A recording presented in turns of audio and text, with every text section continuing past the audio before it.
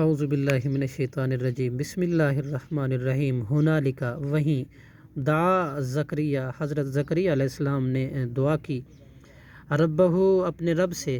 قالا، اس نے کہا، ربی، اے میرے رب، حبلی، عطا کر مجھے، من لدنک، اپنے پاس سے، بغیر ظہری اسباب کے، ذریتاً، اولاد، طیبتاً، پاکیزہ، انکا، بے شک تو، سمیع، خوب سننے والا ہے، دعاؤں کو۔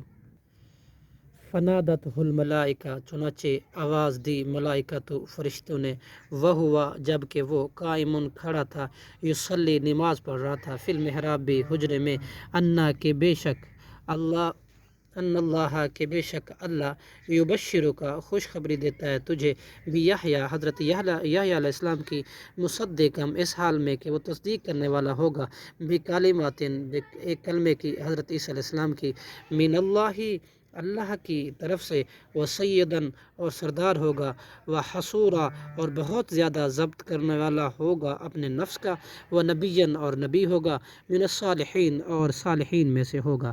صدق اللہ العظیم۔